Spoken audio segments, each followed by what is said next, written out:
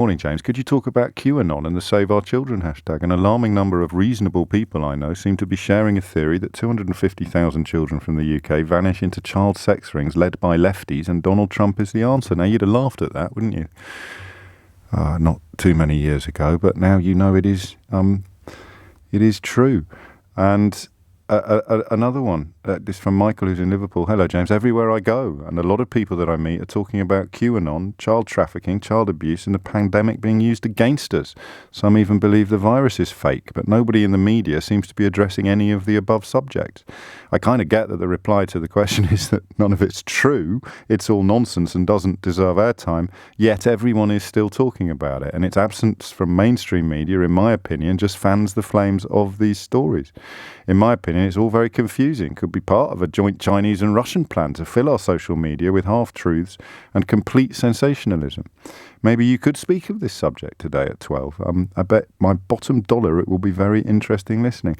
And there, I touched on this yesterday, didn't I? That there is, once again, the problem of our ages, in that both of these correspondents are right. This absolute nonsense is growing in both popularity and reach, and those of us in what you might call traditional media don't know what to do. I heard Radio 4 having a crack at the QAnon story not long ago, and I think they did a fairly good job, but how do you report nonsense?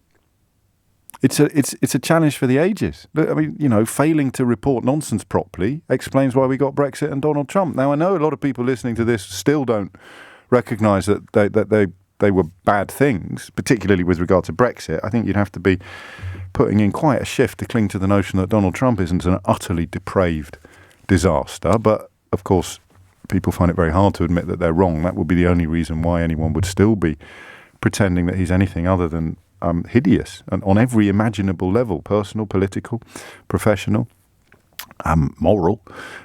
And yet you have this sort of continuing confusion about how you report nonsense.